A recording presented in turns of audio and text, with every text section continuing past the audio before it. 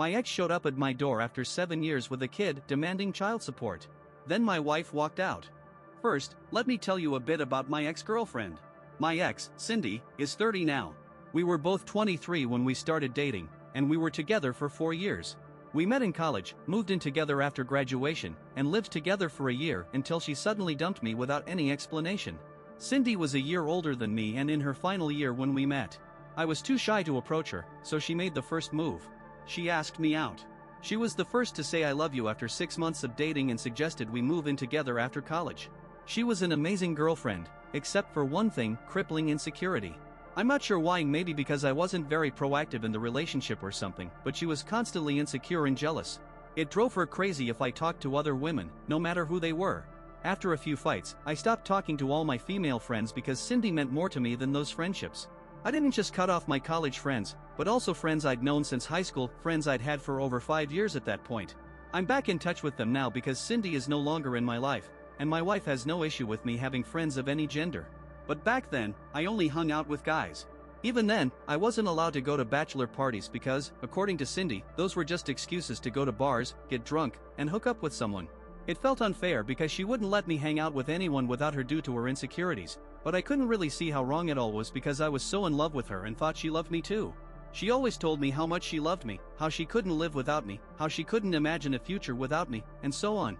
That's why I stayed, because I wanted to marry her and be with her. That was all I wanted back then. But over time, it became harder and harder to be in the relationship because she became more suspicious and weird. Once we moved in together, I couldn't do anything without her standing over my shoulder. She constantly checked my phone, tracked my movements, and if I didn't tell her where I was, she'd threaten to lock me out. By now, you've probably figured out how toxic the relationship had become. At the time of the breakup, I was still somehow managing to stay with her. But surprisingly, she was the one who broke up with me. We broke up over something trivial.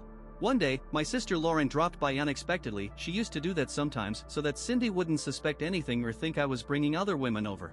Cindy wasn't home, she was out with a friend because she was allowed to hang out with her friends, but I wasn't allowed to question her. Lauren stopped by and we ended up chatting for about 2 hours. Then she got a call from her boss and had to leave for work. The reason we broke up was a lipstick Lauren left on the couch when she took it out to touch up her makeup before leaving. She forgot it there, and I didn't even notice it. Cindy came home literally a few minutes after Lauren left. She was in a good mood until she sat on the couch, noticed the lipstick, jumped up, grabbed it, and I knew instantly I was screwed. There was no way she'd just let this go. I tried to calm things down and told her the truth right away, that Lauren had dropped by, touched up her lipstick before leaving, and accidentally left it on the couch. But as I expected, Cindy didn't believe a word I said. She said Lauren usually texted both of us in a group chat before coming over, and she hadn't this time. And she claimed it was very unlikely Lauren would even take out lipstick at our place because she didn't wear much makeup. She completely lost it. I'm not exaggerating, she absolutely lost her mind. She started screaming, cursing, throwing things, first pillows, then books, then she threw a TV remote at me. I dodged it just in time. That's when I realized I needed to get out. I ran to the bedroom and locked the door. I didn't have my phone with me, so I couldn't call anyone.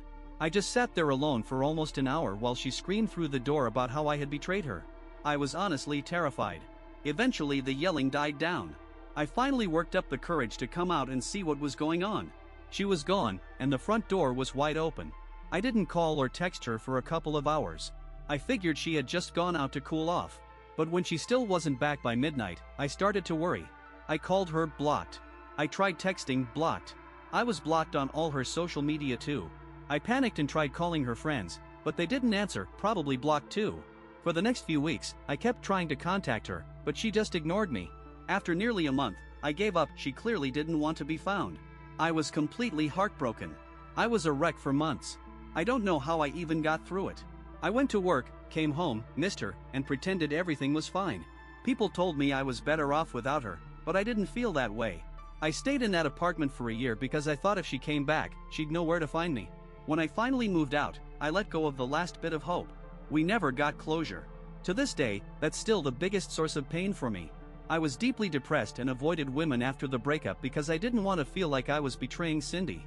That changed when I met my wife, Amy, 27. She was a colleague and was very kind to me when I was new at work, and not just to me, but to everyone in the office. She was smart, beautiful, and had a great personality. Despite trying to keep my distance, I fell for her after a few months. I had promised myself I'd never get into another relationship after Cindy, but that changed when Amy came along. We've been together for almost 4 years now, married for 2. I'm genuinely happy with her. Honestly, I had completely forgotten about Cindy until recently, when she suddenly came back into my life. It had been 7 years since our breakup, or more accurately, since she had disappeared from my life like I meant nothing to her over a silly fight. Last weekend, Amy and I were relaxing at home when someone rang the doorbell. I went to open it and, before I even realized who I was seeing, Cindy shoved a small boy, who looked about 7, toward me and demanded that I start paying child support for the past 7 years. She immediately started yelling at me, didn't let me get a word in, and accused me of running from my responsibilities. I was in shock. I stood there frozen while she kept yelling. Obviously, I had nothing to do with this. I had waited a whole year hoping she'd come back, but she was the one who had left me. I was 100% sure the child wasn't mine.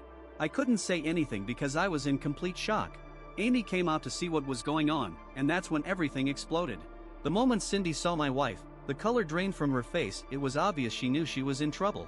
I didn't understand why yet, but it was clear something was very wrong. Amy also looked shocked to see Cindy at our door.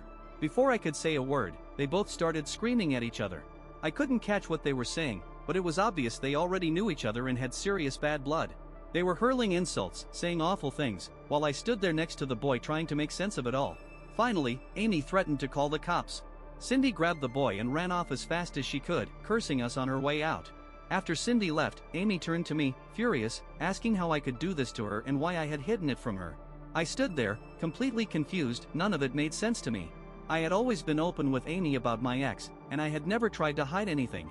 The only thing I hadn't done was show her a photo of Cindy, not because I was hiding something, but because I had lost my phone years ago, which had all my photos, and I had also deleted most pictures from social media because it was too painful to be reminded of that time. Some photos still existed on friends' accounts, but I had asked them to delete those too. I wasn't trying to hide Cindy's face from Amy. If she had ever asked, I would have shown her. After the whole scene, Amy said she needed to leave and go stay with her parents for a while to clear her head. I begged her to stay, but she left anyway, saying she couldn't be around me right now. I had no idea what was going on. The next day, I called her parents, but they were angry, saying I should have told them about Cindy beforehand and hung up on me.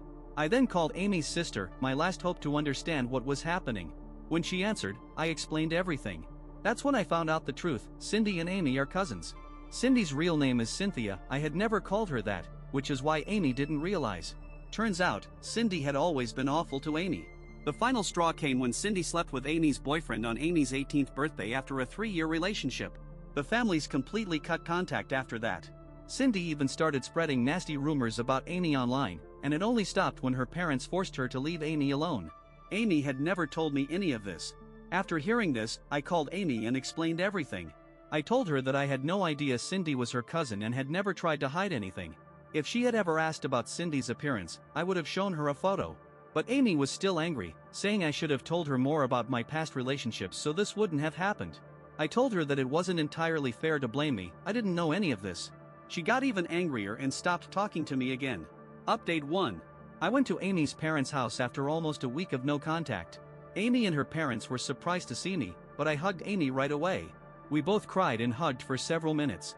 Amy apologized for overreacting and said she thought she had lost me forever after her outburst. We talked, and she came back home with me. Things aren't fully back to normal yet, but we're working on it. Update 2. We found out why Cindy showed up. She wanted money. The boy isn't mine. Cindy had been dating another guy toward the end of our relationship, likely cheating on me. That guy dumped her recently. She has no money, and tried to use me to get support. Update 3. Amy and I have decided to start couples therapy and individual counseling. Clearly, we hadn't fully dealt with our pasts, and this incident showed us we need to. Cindy, meanwhile, is now living with some new guy she met online just days ago. Her parents are devastated, especially because Cindy told them they're no longer allowed to see their grandson. I won't defend her parents. They enabled her behavior for years, but now they expect everything to be fine again. Sadly, the child is the one who will suffer the most from all of this.